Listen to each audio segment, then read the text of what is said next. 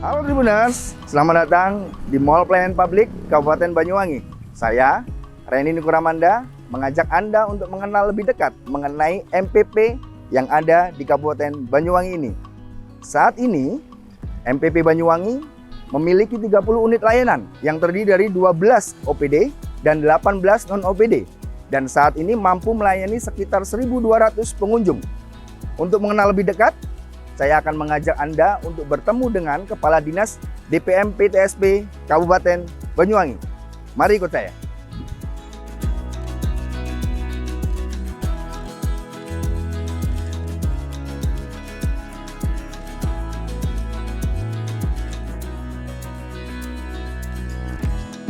Untuk terlaksananya dan penyelenggaraan Mall Pelayanan Publik Kabupaten Banyuwangi itu berawal dari kesempatan yang diberikan kepada Bupati Banyuwangi di periode 2010-2021, Pak Abdullah Asfar Anas, yang diberi kesempatan untuk berkunjung studi banding ke kota negara Azerbaijan.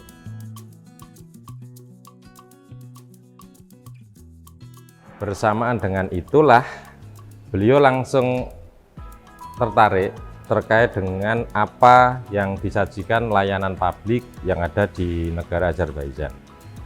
Seketika itu Pak Bupati main telepon Mas kepada OPD, Pak Sekda dan lain sebagainya, menyampaikan dan menceritakan apa yang dilakukan layanan publik yang ada di negara Azerbaijan. Dan beliau menyampaikan sudah nggak ada waktu, harus mulai dari sekarang. Jadi dipandu langsung dari negara Azerbaijan, Banyuwangi, sinergi, berjibaku, semuanya istilahnya keroyokan mewujudkan itu. Hampir siang malam dipandu by telepon, menyampaikan dan mempersiapkan terkait dengan penyelenggaraan MPP Banyuwangi. Bersamaan itu beliau kundur, tepat dicek, akhirnya tepat di tanggal 6 Oktober tahun 2017 MPP Kabupaten Banyuwangi ini di launching. Ini mendapatkan apresiasi Mas Randy dari berbagai pihak, termasuk apresiasi dari pemerintah pusat. Nah, makanya sejak itulah MPP ini dinobatkan menjadi mall pelayanan publik pertama di Indonesia.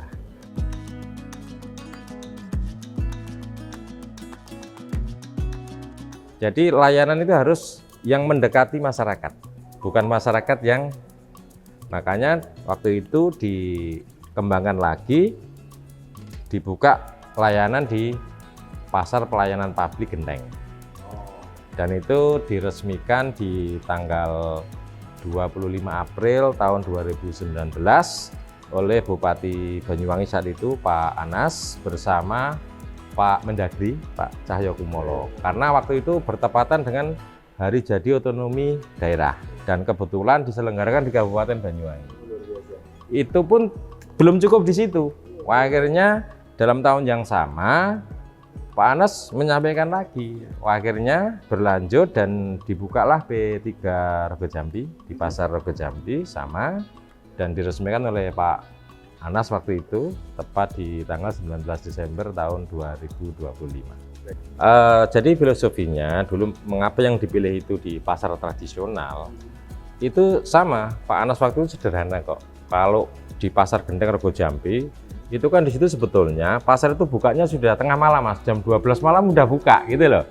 Nah makanya tempat layanan itu didekatkan ke situ. Secara sederhananya ini memberikan fasilitas bagi pelaku pasar khususnya itu sambil jualan sambil bisa ngurus.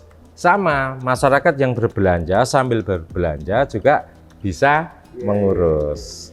Akan tetapi secara garis besarnya itu juga wilayah sekitar, mulai Genteng, terus di Glenmore, Kalibaru, itu lebih dekat ke Genteng. Sama yang di Rogo Jambi juga Sebenarnya sama. Kalau lainnya sama, cuman jumlahnya berbeda karena memang di situ tempatnya tidak seluas yang ada di MPP Indo. Jadi di Genteng itu cuman ada 4 layanan dan 4 OPD. Di antaranya di Spenduk, di Senaker, Bapenda, dan PTSP itu sendiri. Sedangkan yang di pasar pelayanan tradisional di Rogo Jampi itu baru 2 unit layanan. Dan meskipun di sana cuma ada 4 dan 2, Mas, sebetulnya kita sudah berprogres juga. Setelah MPP digital, kita juga berikan layanan dalam bentuk antrian online. Dan antrian online ini sudah terintegrasi antara yang di P3 Genteng, P3 Rogo Jampi, juga MPP Induk Kabupaten. Sebenarnya targetnya sih antrian online kita lebih memberikan kemudahan bagi masyarakat yang butuh layanan. Kalau sebelum ada antrian online itu kan semua harus datang rebutan berjubel untuk mendapatkan nomor urut ya kan gitu. Bahkan sempat ada pengaduan juga khususnya di Genteng, subuh dikirimi video berjubel dan sebagainya lah. Itu menjadi evaluasi kita juga. Akhirnya kami kembangkan dalam bentuk antrian online. Antrian online itu adalah kita setiap hari itu menyediakan kuota itu kurang lebih 3.234. Nah, targetnya nanti sebenarnya antrian online ini kami sempurnakan, kami buka itu H-3. Masyarakat sudah bisa antri dan bisa memilih kapan masyarakat itu dilayani jam berapa dan minta menit ke berapa. Kan gitu. Karena dari total layanan 378 tadi sesuai dengan kota, layanan itu paling cepat itu 2 menit dan paling lama itu 35 menit. Itu sesuai dengan jenis layanannya. Jadi sampai saat ini, Mas, yang tadi saya sampaikan awal 88 layanan sampai di tahun 2025 ini di MPP Kabupaten Banyuwangi ini sudah memberikan layanan sejumlah 378 jenis layanan. Dan sudah melibatkan 31 OPD, termasuk OPD vertikal tadi.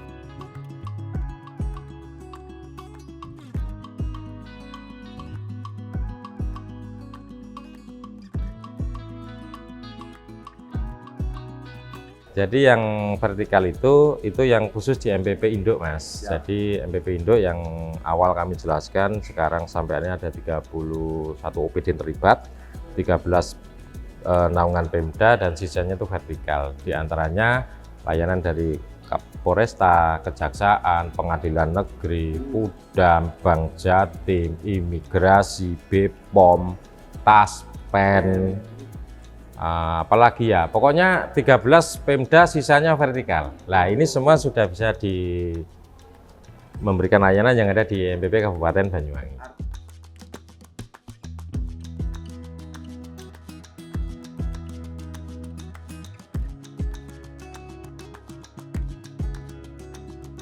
Dan ini menjadi adaptif ya, karena meningkatnya tuntutan masyarakat untuk bisa mendapatkan layanan prima, dan pemerintah Kabupaten Banyuwangi sadar bahwasanya kebutuhan layanan itu menjadi tanggung jawab pemerintah.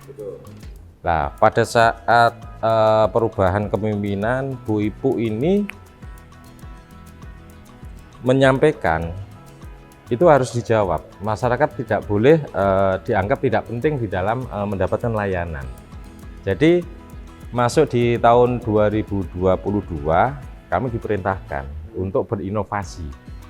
Nah, makanya dari itu semua, dan kami sadar atas keterbatasan ya, mulai dari anggaran, keterbatasan sumber daya manusia khususnya. Dari arahan Ibu Bupati, kami mulai menggagas layanan dalam bentuk digitalisasi.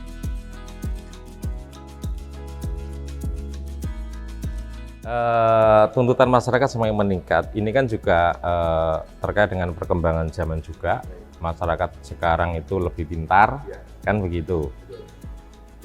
Meskipun kami sudah memberikan layanan terbaik menurut ukuran kami, tuntutan masyarakat masih tinggi, masih butuh layanan yang lebih cepat, lebih murah, lebih tepat, dan semua terukur, maka tantangan itu kami jawab sesuai dengan arahan Ibu Bupati, Bu-Ibu, itu dengan layanan berbasis digital.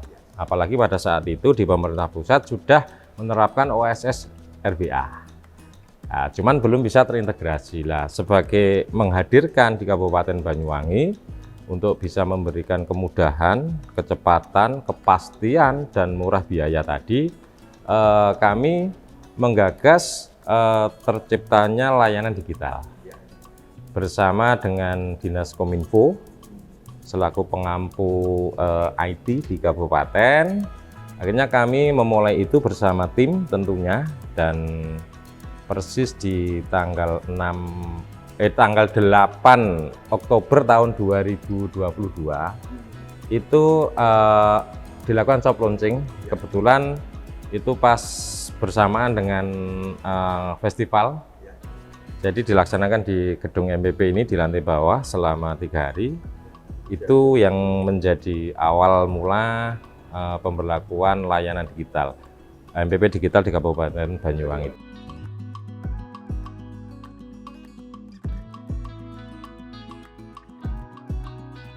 Ini aplikasi digital layanan publik ini bisa dipakai secara nasional. Akhirnya dari salah satu itu dilakukan sebuah koordinasi, dan hari ini 1 dari 4 itu yang sekarang sudah direplikasikan secara nasional. Jadi seluruh kabupaten kota se-Indonesia dalam mendapatkan izin kesehatan yang tadi saya sebutkan itu sekarang sudah langsung menggunakan MPP digital nasional, yang rohnya itu berangkat dari Kabupaten Banyuwangi. Dan dan ini adalah MPP digital pertama sebetulnya. Itu sebetulnya sebagian dari dampak terselenggaranya MPP digital di Kabupaten Banyuwangi. Jadi kita bisa meminimalisir anggaran, dan ini terbukti di Kabupaten Banyuwangi. Before afternya dari proses penanggulangan anggaran kita bisa sangat efisiensi sekali. Contohnya, kalau itu semua basis manual, produknya itu masih pakai kertas, kan begitu. Nah, sejak kita digital, kita sudah tidak menggunakan kertas.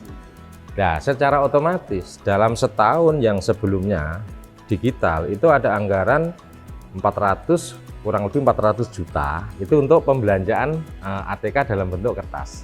Sejak digital kami zero. Tapi akan tetapi ini kan masih menjadi kebiasaan masyarakat Indonesia, khususnya Banyuwangi. Ngurus legalitas alias perizinan. Itu kalau pulang tidak membawa produk itu katanya belum gitu loh. Jadi ini masih masih mindset lama. Nah, namun demikian itu ya tidak semua. Sebagian yang masih ya tetap kami upayakan, tetap kami layani, dan kami printkan produknya. Padahal kalau kita ngomong digital, aslinya itu yang ada di sistem itu, dan itu bisa diakses oleh si pemohon dari rumahnya masing-masing.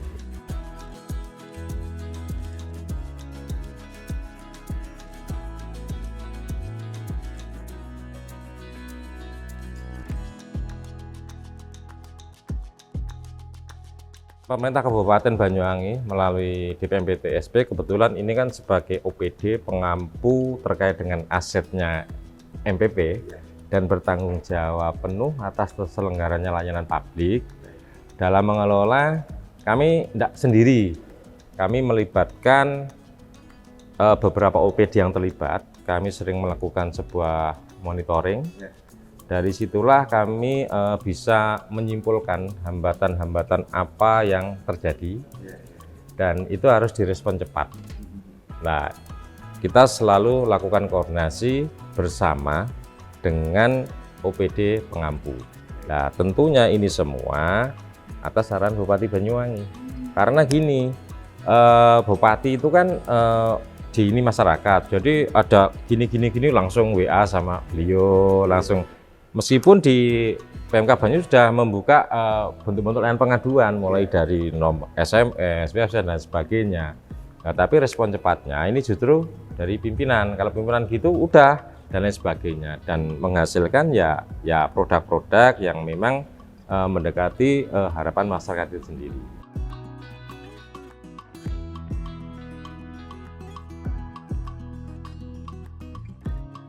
Harapan kami adalah kami penyelenggara pemerintah daerah, karena urusan layanan publik ini menjadi sangat penting, apalagi di era modernisasi zaman ini ya.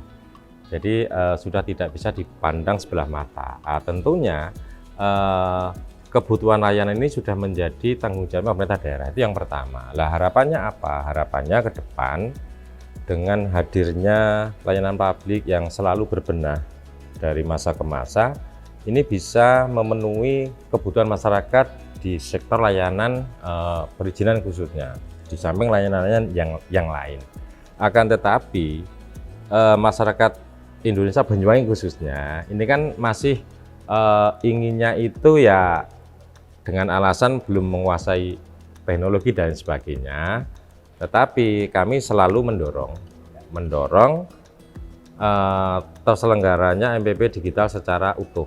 Dengan begitu nanti dampak efisiensi sendiri itu akan kelihatan nyata. Tentunya kalau semua sudah diselenggarakan secara teknologi, masyarakat sudah tidak perlu datang, butuh pendampingan, dan itu bisa diselesaikan dimanapun, kapanpun, oleh siapapun. Kan begitu. Nah, dengan begitu clear sebetulnya. Nah, ini bentuk adalah menjawab tantangan masyarakat sampai hari ini. Transparansi pemerintah daerah ini akan terjawab di situ.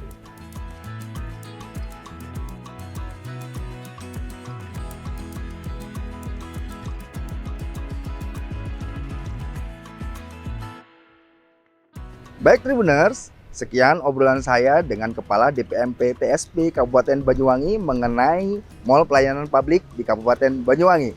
Sampai jumpa di lain kesempatan. Saya Randy Nukuramanda, pamit. Assalamualaikum warahmatullahi wabarakatuh.